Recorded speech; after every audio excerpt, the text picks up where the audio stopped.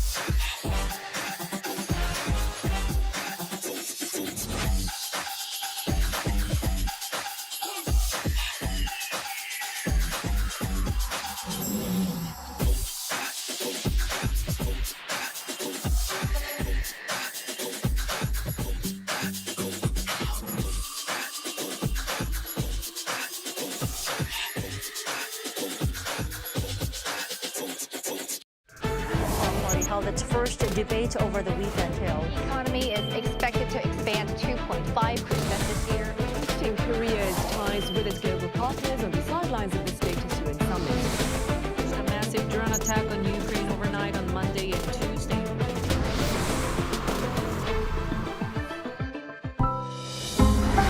Arirang.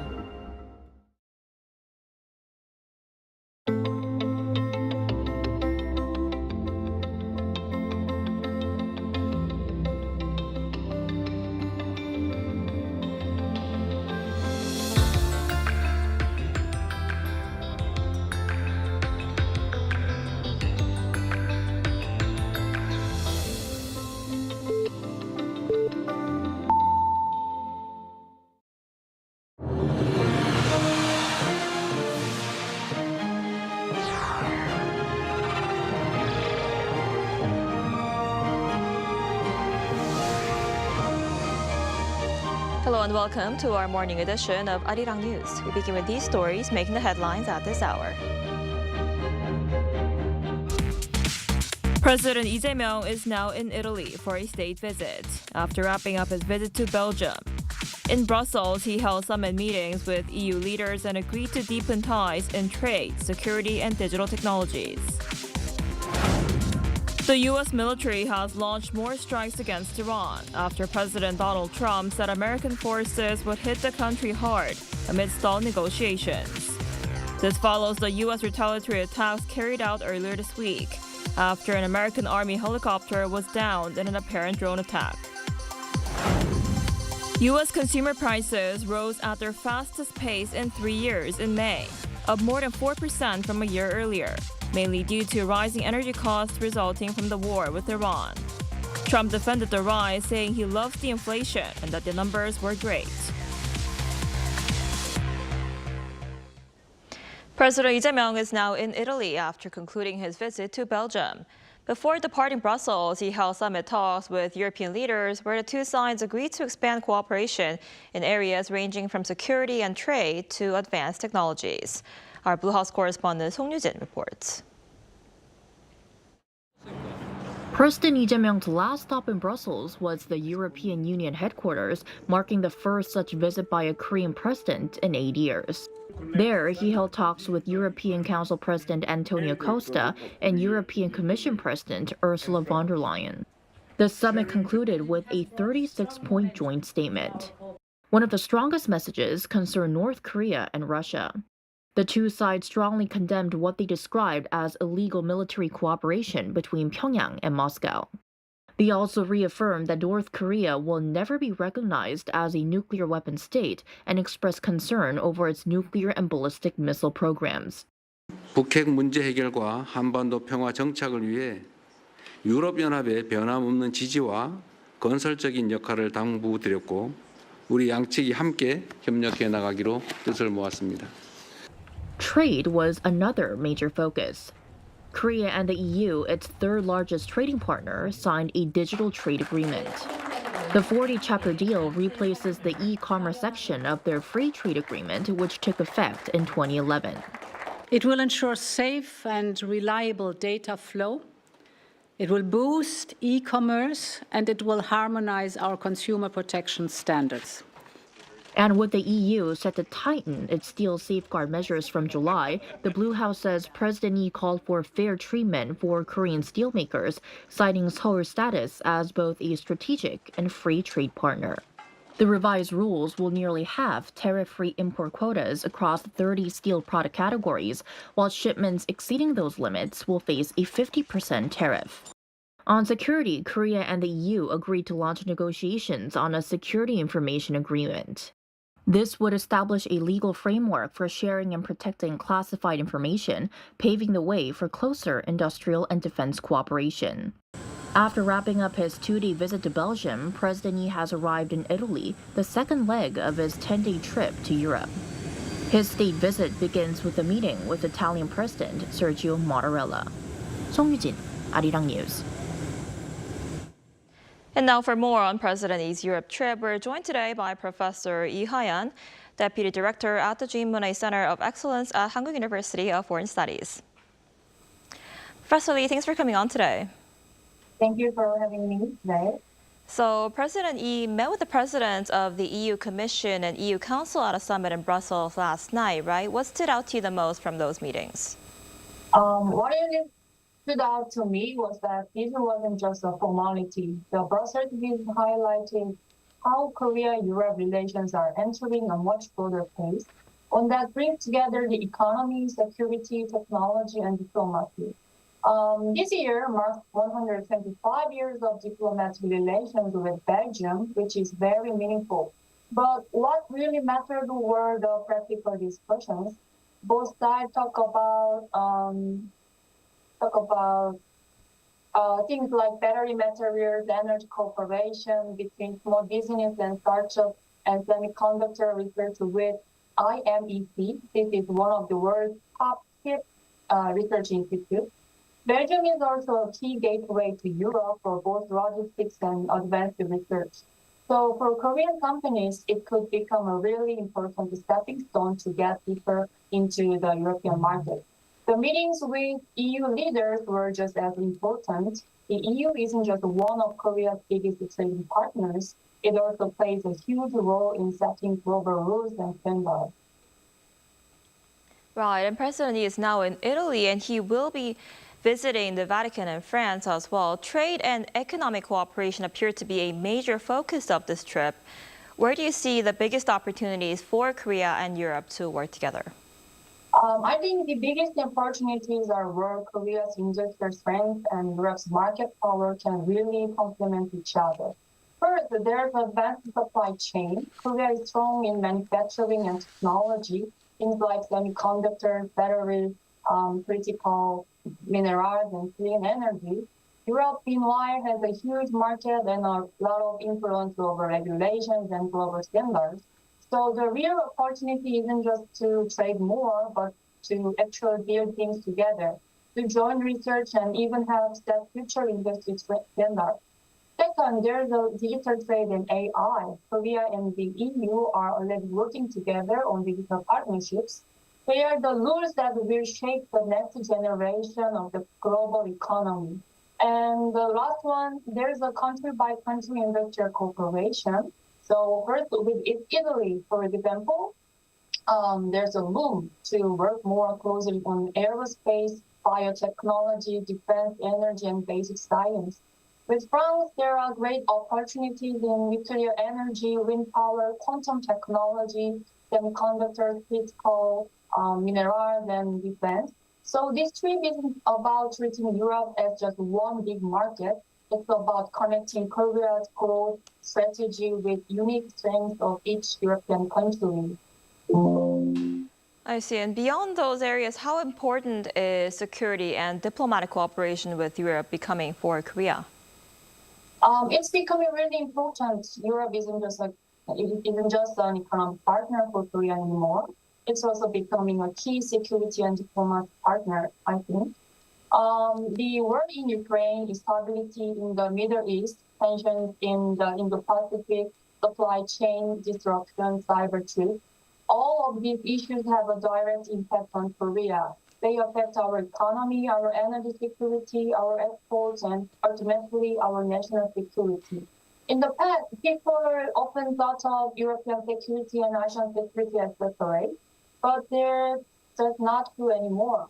What happens in Europe can affect the Korean Peninsula, and what happens in Indo-Pacific matters with Europe too. So that's why Korea's security cooperation with Europe is getting much more concrete. Korea and the EU already have a security and defense partnership covering things like maritime security, space security, cyber security, and proliferation and fighting disinformation. So Korea's message is pretty clear. It's not just focused on Korean Peninsula. Korea wants to be seen as a responsible partner that contributes to the rule-based international order and the global security and more broadly. Right, and President Lee's last stop will be France, and there the G7 summit will be one of the highlights of this trip. What does President Lee hope to achieve there, and what message do you think Korea is aiming to send to the international community? Yes, I think President Lee has two main goals at the G7 summit. First, he wants to confirm Korea's international standing. The fact that Korea has been invited to the G7 summit for 2 years in a row shows that G7 countries see Korea as more than just a guest.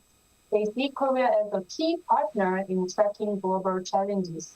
And he wants to deliver clear results on a big global issues.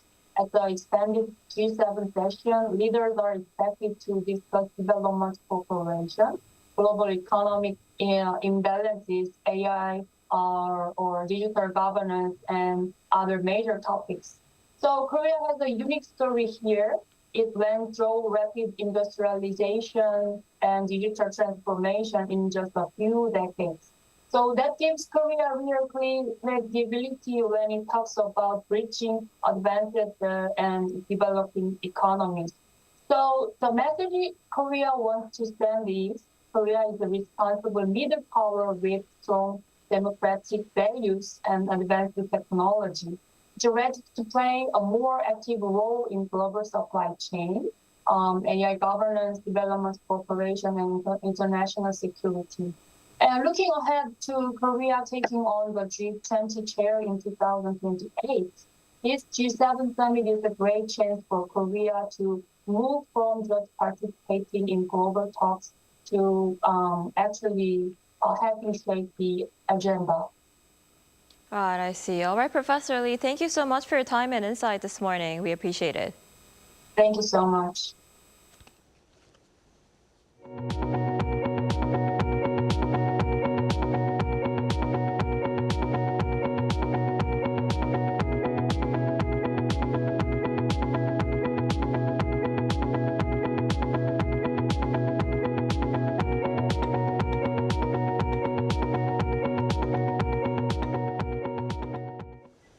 The United States has launched military strikes against Iran after U.S. President Donald Trump hinted at what he calls harder attacks. Our An Seung-jin has the details.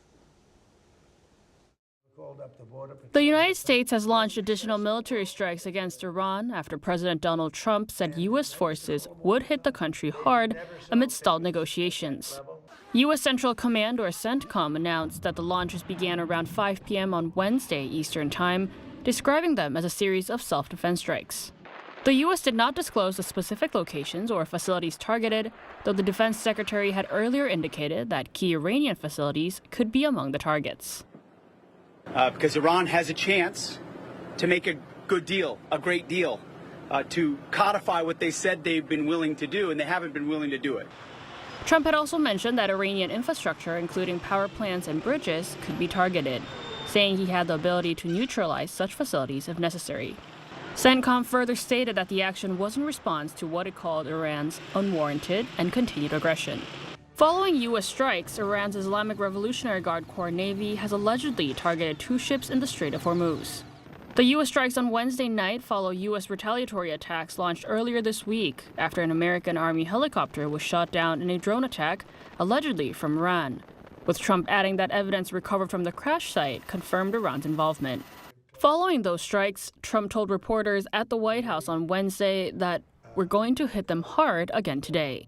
Iranian President Masoud Pezeshkian dismissed Trump's threats, describing them as a sign of desperation rather than strength. In a post on social media, the Iranian president said threats against critical infrastructure reflected Washington's frustration and pledged to withstand any pressure through national unity. Trump has maintained that a diplomatic agreement with Iran remained within reach and that the 2 sides are very close to a deal. However, he claims that Iran needs to sign the final document and accuses Tehran of delaying the process. An Sung-jin, Arirang News. A Korean vessel has passed through the Strait of Hormuz and is now continuing its voyage, according to Seoul's foreign ministry this morning. The ministry said consultations for the passage were led by a foreign charter and that the vessel is heading to a 3rd country, its final destination. Seoul says it has continued to stress to Iran the need for the prompt and safe navigation of all vessels in the Strait of Hormuz, including Korean ships, while staying in communication with relevant countries. The Oceans Ministry also confirmed the vessel is an LNG carrier operated by a Korean shipping company, with 8 South Korean crew members on board. It's the 2nd Korean vessel to exit through the strait after HMM's Universal Winner. The number of Korean vessels still stuck in the Persian Gulf awaiting passage through the strait now stands at 24, with 139 South Korean nationals in the area, including those aboard foreign ships. U.S. President Donald Trump is defending a sharp rise in inflation, saying higher prices caused by the conflict with Iran will eventually come down once the war ends. His comments came as new inflation data rattled markets and renewed tensions with Tehran weighed on investor confidence. Our Lee Seung-jae has more. U.S. President Donald Trump has defended a recent rise in inflation, arguing that higher prices linked to the conflict with Iran will ease once the war ends. Speaking to reporters on Wednesday, Trump responded to government data showing consumer inflation rose at its fastest pace in 3 years in May. Asked whether the increase could hurt Republicans ahead of November's midterm elections, Trump said he loved the inflation, insisting it is temporary and largely driven by energy costs. You know what I really love? I love the inflation. Oh, when the war is over, it's coming down. I know you can't. It's going to come down like a rock. The president revealed that he has approved a plan to secretly move oil tankers to the Strait of Hormuz to help prevent further disruptions to global energy supplies. Trump described the operation as successful and said it was worth the risk. The remarks come as the war with Iran continues to disrupt shipping through the Strait of Hormuz, helping drive up the cost of gasoline, fertilizer, and other goods. Experts also point to the conflict in the Middle East as the main reason for U.S. consumer inflation. The main story here, headline inflation is up 4.2% on an annual basis. That's the highest we've seen in 3 years since May of 2023. Most of that move is due to energy prices, gasoline prices in particular, from the conflict in the Middle East. Meanwhile, Wall Street ended lower on Wednesday, with major indexes falling more than 1% as investors weighed rising inflation, weakness in chip stocks, and renewed tensions between Washington and Tehran. Concerns also grew after Trump suggested the U.S. could resume attacks on Iran and warned on social media that Tehran would pay the price if negotiations continue to stall. Also, both Brent crude and U.S. crude futures closed up nearly $2 per barrel on Wednesday, amid concerns that the conflict in the Middle East could escalate further. Lee Seung-jae, Arirang News. Asia's leading content marketplace has returned to Busan, bringing together global industry leaders and some of the most anticipated Korean productions. The future of content is on display at this year's Busan Content Market. Our Cho Young-eun was there. From newly unveiled Korean dramas recognized at the Cannes International Series Festival to AI-generated feature films, some of the year's most anticipated productions are on show in the southeastern coastal city of Busan. Among the most anticipated titles is Sacred Jewel, whose cast and creators, including actors An Bo-hyun, Soo-hyun, and Lee Sung-min, appeared to meet the audience. The series was invited to the non-competitive section of the 9Con series in April and drew attention again at the Busan content market ahead of its release. It was exciting and truly an honor to share the film with international audiences. Presenting it in Busan again before its official release is especially meaningful, and I'm very grateful. Content created with artificial intelligence is also taking center stage at this year's market. Genfluencer, directed by Hyun Hae-ri, has attracted attention as the first Con series selected feature-length film with roughly half of its footage generated using AI. Starring actress Bae Yoon-kyung, the film showcases the potential of AI in content creation and storytelling. In the past, directors often had to give up certain scenes because of budget constraints. With generative AI, I was able to create the scenes I envisioned without those limitations. I believe Genfluencers will be an experiment unlike anything seen before. Beyond screenings and showcases, the market is facilitating business opportunities across broadcasting, streaming, and creator media sectors. Marking its largest edition yet, BCM 2026 has brought over around 700 companies from 55 countries for international networking. One of the most closely watched developments is the first official participation of the China Pavilion, signaling the potential for broader cultural and content industry exchanges. Emerging markets such as Mongolia and Romania took part in the event, while broadcasters and media companies including Arirang TV also met with content producers and distributors. The basic role of the market is to provide a preview of works that will be released later in the year. Many projects introduced here have become major hits. Looking ahead to our 30th anniversary, we hope to grow into a marketplace attracting participants from around 100 countries and some 10,000 buyers and sellers.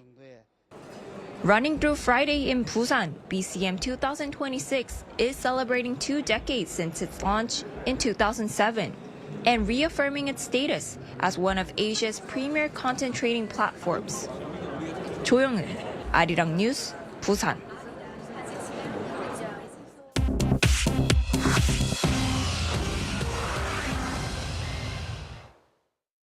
Good morning, I'm Chu Ji-hyun, and this is The World Now. Congo's Ebola outbreak spread to a new health zone on Wednesday as 37 new confirmed cases and 12 deaths were recorded in a single day. The new zone of Chomia in Ituri province on the shores of Lake Albert is the 26th health zone in the Democratic Republic of Congo, where Ebola has been found. Total confirmed cases stand at 635 with 127 deaths. 8 patients were newly declared recovered, bringing total recoveries to 30. On Wednesday, the U.S. State Department said an additional $20 million will be provided to help fight the Ebola outbreak. Israeli Prime Minister Benjamin Netanyahu will seek re-election, his Likud party confirmed on Wednesday. The party made the comments after U.S. President Donald Trump told a journalist he did not know if Netanyahu wanted to continue, adding, quote, "He's had an amazing career." Likud responded within hours, saying Netanyahu would run and, God willing, would win. The election must be held by October this year and will be Israel's first since the October 2023 Hamas attack. A poll published by the Israel Democracy Institute think tank this week found 61% of Israelis believe Netanyahu should not run. Netanyahu faces ongoing corruption charges, which he denies. Africa's top soccer referee returned to a hero's welcome in Somalia on Wednesday after the U.S. barred him from entering the country for the World Cup over, quote, vetting concerns.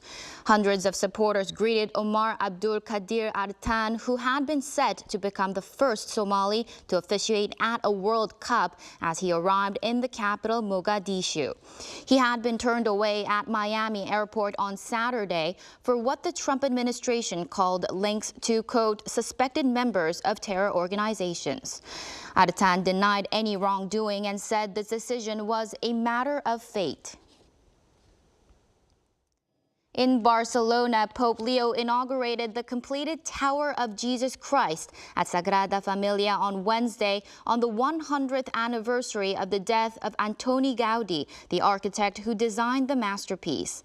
Leo blessed the tower's 5-story ceramic cross visible across the Catalan capital and told thousands of worshippers at a mass attended by Spain's royal family and Prime Minister that Christians, quote, cannot believe in Jesus and promote war. Construction of the world's tallest church, which stands at 172.5 meters, began in 1883 and is expected to be completed by 2035.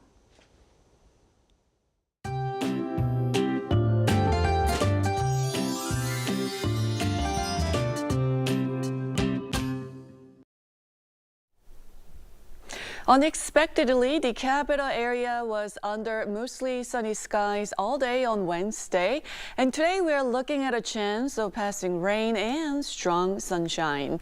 Showers are expected to develop in many areas this afternoon, bringing 5 to 15 millimeters of showers, and rain could come down more heavily in the mountainous areas of Gangwon-do province, along with thunderstorms.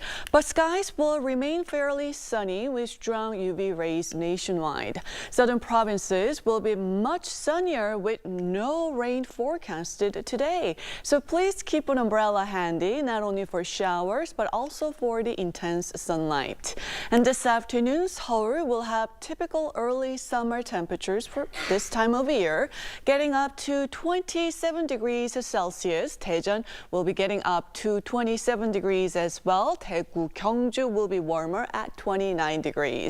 Then temperatures will gradually rise, and from this weekend into next week, many areas could see daytime highs nearing 30 degrees with a chance of showers on Sunday.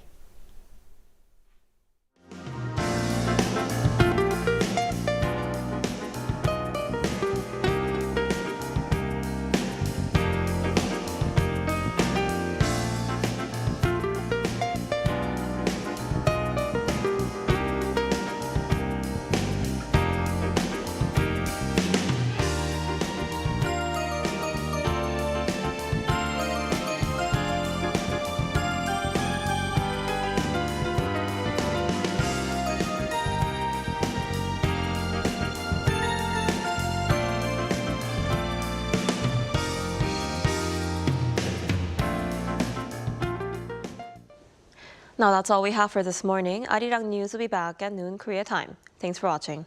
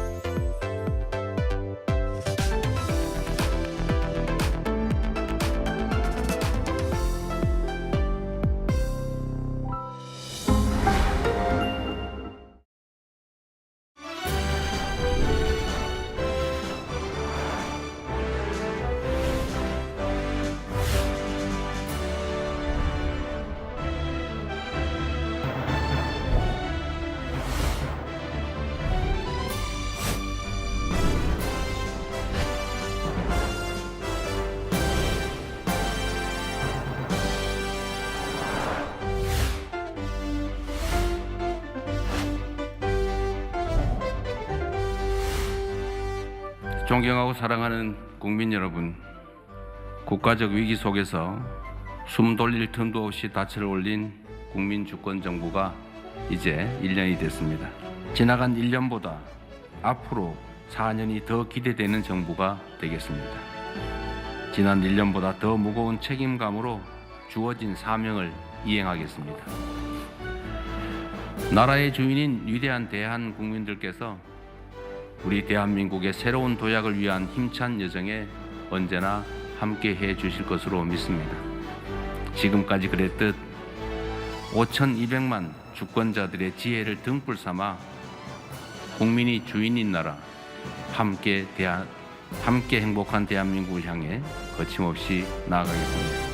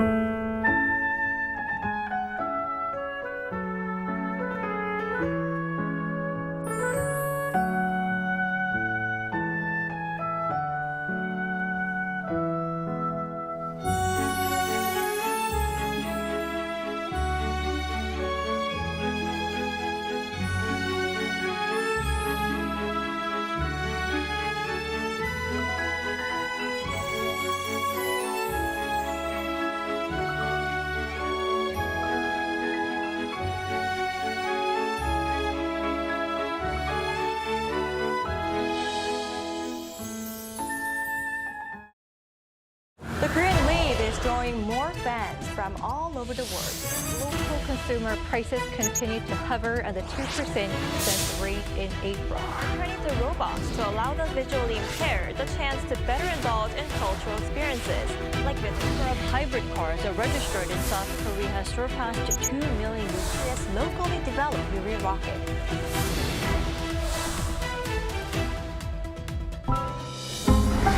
Arirang.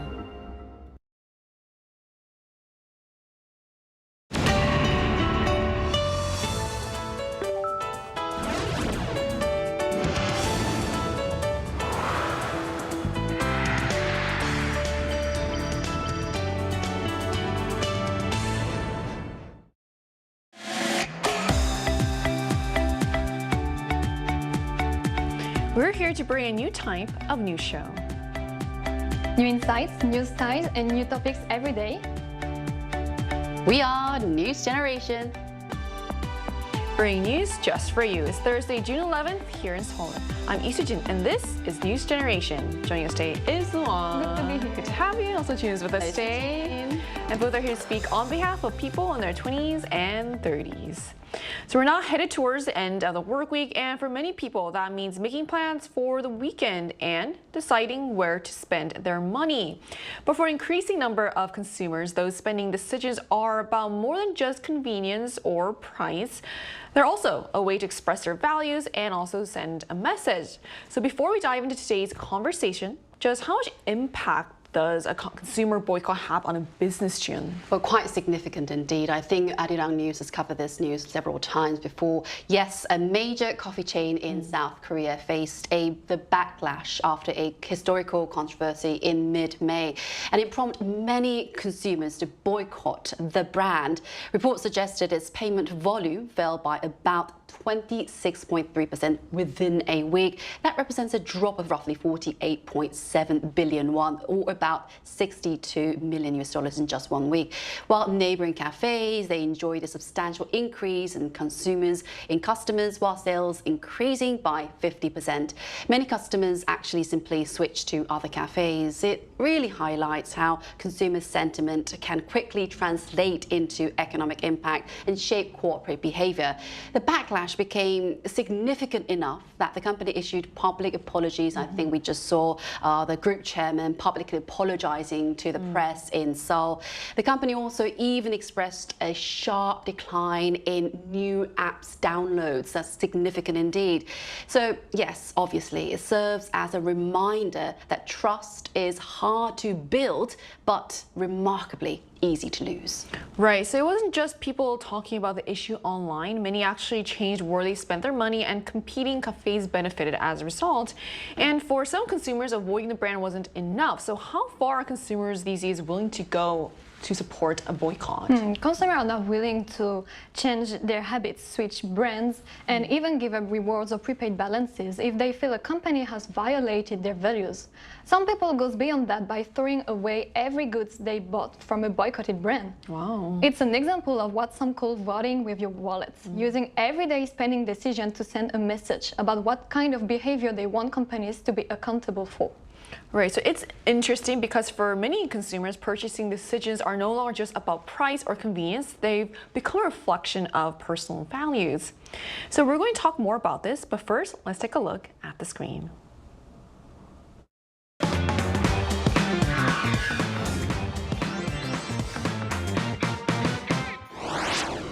For many young consumers, spending money is no longer just about getting what they want. More and more, it's about supporting the values they believe in and withholding support from those they don't. Today on News Generation, we explore the evolution of consumer boycotts, look at notable examples from overseas, examine the rise of value-driven spending, and discuss whether consumers will continue to vote with their wallets in the years ahead. Just as we saw in the video, consumer spending is becoming about more than simply buying products.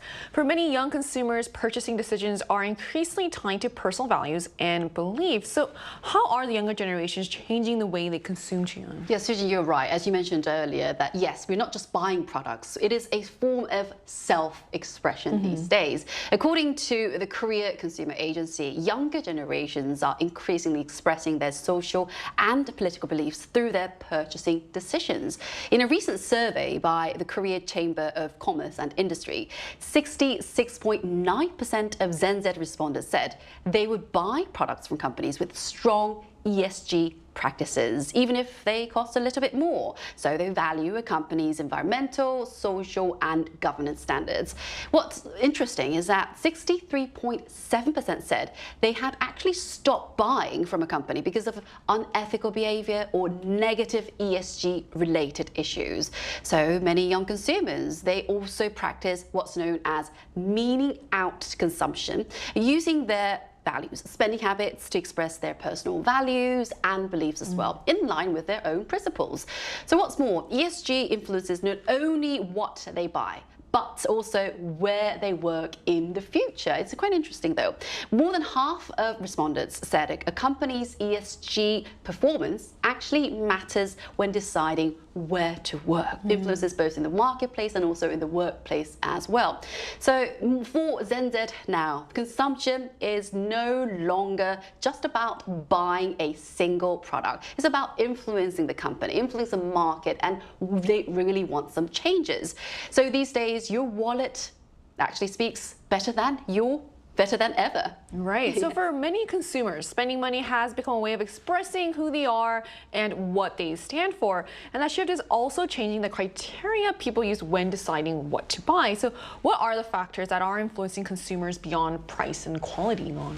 In fact, especially in today's economy, price and quality still matter, but they are not the only factor anymore. Many consumers, especially younger generations, also care about a brand's ethical image, social responsibility, and values. As Chuyan said, people are increasingly choosing brands that align with their beliefs and avoiding those they see as acting irresponsibly. So today, consumers aren't just asking, is this a good product? They are also asking, is this a company I want to support? Right, so it's interesting that a company's reputation and conduct can now be just as important as the products themselves. And that raises an important question about how today's consumer activism compares to the past, because we have, we've seen boycotts before. So how does today's boycotts, I guess, differ from those that happened in the past? It's a good question, though, because there is a big difference. I think what they want to achieve is different. The purpose itself is quite different these days.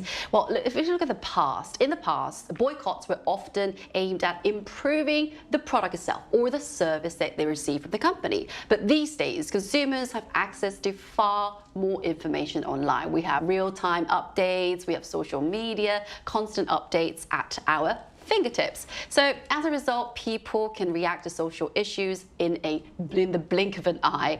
So public awareness has grown, modern boycotts are increasingly focused on holding companies accountable for their social responsibility, like, ethical conduct and consumer protection. So consumers are no longer just asking whether a product is good or bad. They're asking whether a company is going in the right direction, doing a good thing. For us, for consumers, they are advocating for the right to safety and transparency at the same time. So recent boycott campaigns have shown that consumer pressure, the pressure itself, can drive meaningful change. We have seen the apologies, but now some changes in the policies as well, and apologies as well. So social media has also accelerated this process, as I mentioned, allowing these information and public opinion to spread remarkably quickly. So consumers have a much stronger voice in the market these days.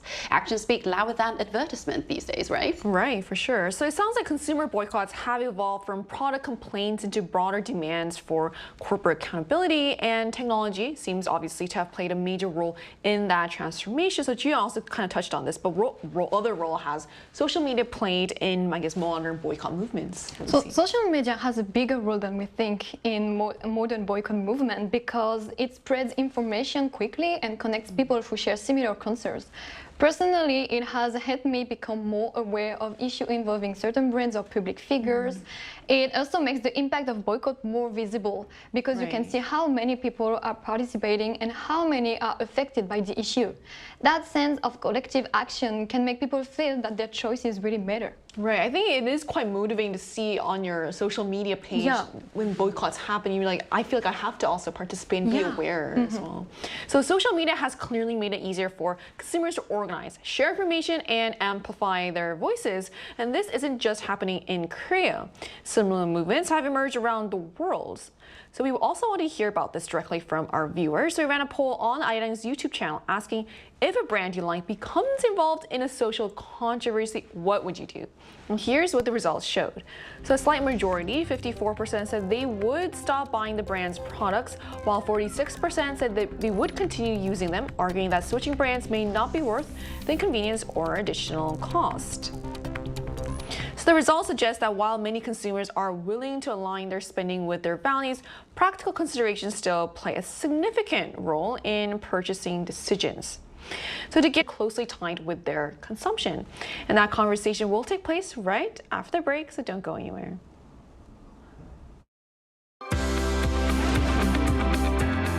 NewsGen wants to hear from you. Go to YouTube and search out channel Arirang News. Click Posts and cast your vote in the poll. Make a new type of news with us. So to help us explore why more consumers are choosing to vote with their wallets, we're joined today by Mariel, an Estonian content creator whose work focuses on sustainability and conscious living. So hello, thank you so much for connecting with us today. Hello, thank you for having me. Right, Mariel, so do you personally consider a company's values before buying its products? Yeah, I definitely consider a company's values before buying its products. Personally, I pay attention to whether a brand is ethical, environmentally friendly, and also animal friendly. For example, when I buy cosmetic products in Korea, I try to find products that have the cruelty-free or vegan label on them, which is actually still not always very easy to find here in Korea. And I also try to avoid supporting companies that don't align with my own values. For example, brands that have faced criticism for poor labor conditions or other social issues. And I've also tried to be mindful of international brands associated with ongoing conflicts or wars. Of course, I'm not perfect, and I think it's actually very difficult to be a completely ethical consumer because everything is so interconnected in the modern world. Right, I always try my best to be careful with my makeup products. So how does Korea's consumer culture compare with your country's? Yeah, I feel that compared to Korea, people in Estonia tend to pay more attention to labels and ingredients, such as what a product is actually made of and whether it's natural. And as I mentioned earlier with cosmetic brands in Europe, I think it's very common these days to see vegan and cruelty-free labels on products. And I think many consumers now have come to expect companies to meet those standards. And I can see that it's improving in Korea as well, but it still feels less common. And it can still be difficult to find vegan and cruelty-free products in regular stores. But I think consumers in Korea often place more emphasis on the quality, effectiveness, and also taste of a product, while ethical production may not be yet a priority for many of the consumers. However, I can see that awareness around these issues is growing, and especially among younger consumers. Yes, I couldn't agree more. The awareness is absolutely growing here in Korea. Then, Mariel, yes, definitely. Then what are the benefits and limitations of boycott? Well, one obvious benefit is that if enough people boycott a brand that is doing something harmful or unethical, there is a higher chance that the company will change for the better or even rethink its image and practices. As for the limitations, there are often still many people who continue buying those products. So even if you try hard, the boycott may not create the outcome that you hoped for. So sometimes I think it can become very emotionally exhausting. At the same time, I don't really see avoiding certain brands as a limitation because usually there are some alternative options available. So I think it's still worth trying to stay true to your own values, even if the impact feels small. So, Meryl, when you see people around you, I guess, consuming products that you feel like aren't, I guess, environmentally friendly, which is obviously a very important cause to you, how do you deal with that? Yeah, I mean, I guess I try to share this information on my social media as well, and try to share awareness with other people around me. Yeah, I think raising awareness is like the first step, and it's so important. Yeah, definitely. All right, thank you so much for sharing your insights with us today, Meryl. Yeah, thank you as well. Thank you. Thank you. So we just spoke with a sustainability-focused content creator from Estonia about the rise of value-based consumption and the growing influence consumers can have on businesses.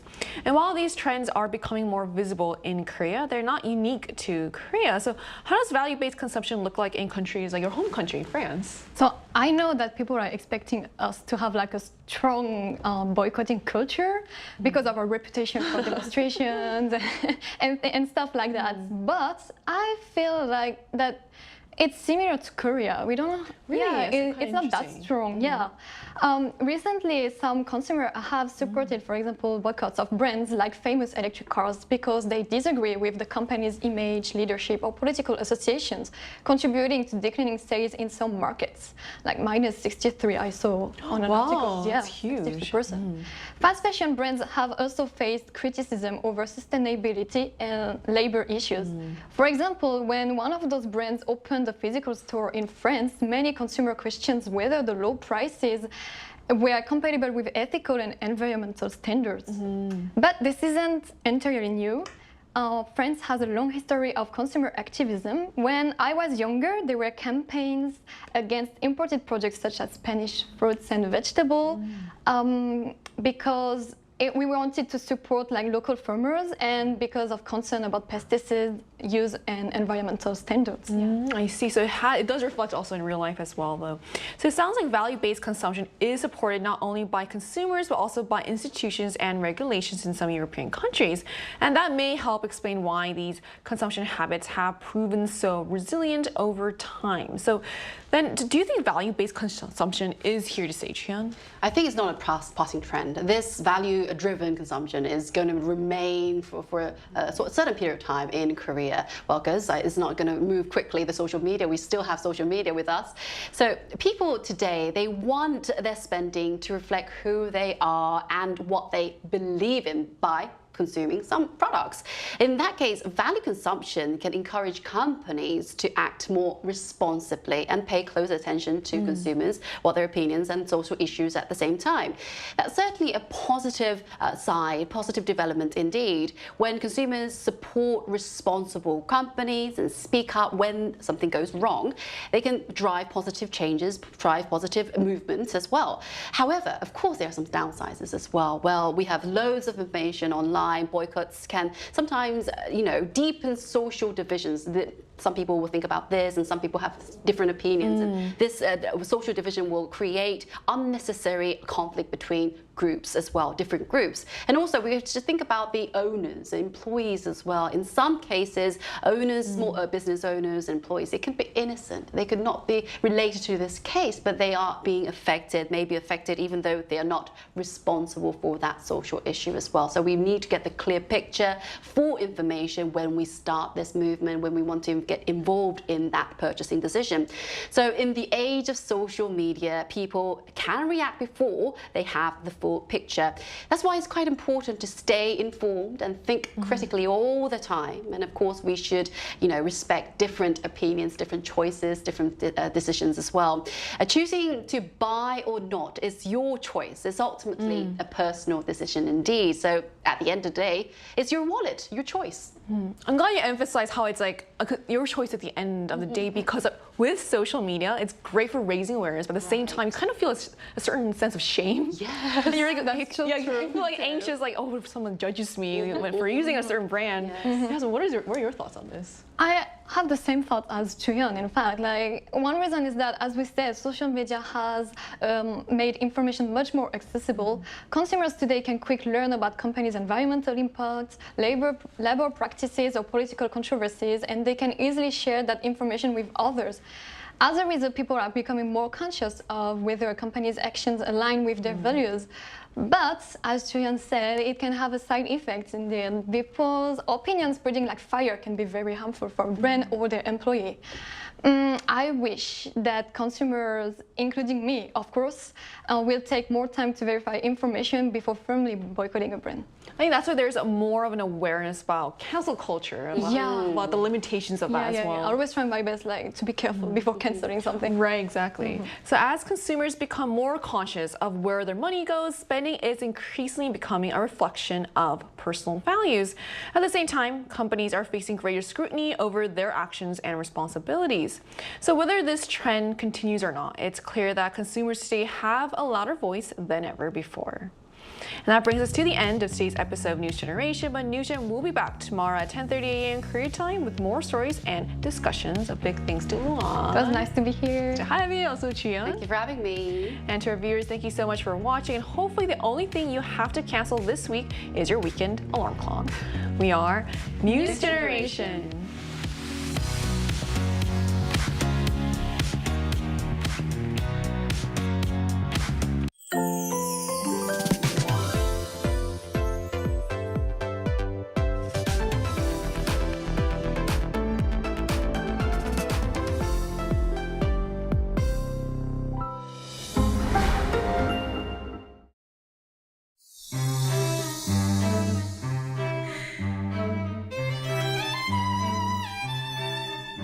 It feels a bit off.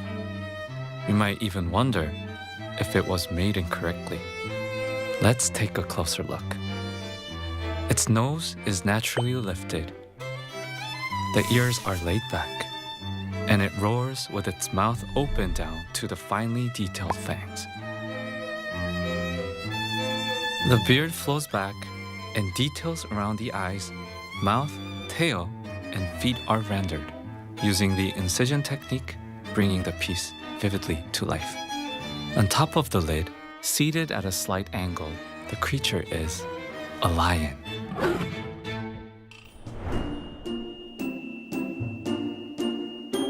In Buddhism, lions are regarded as mystical guardians of truth.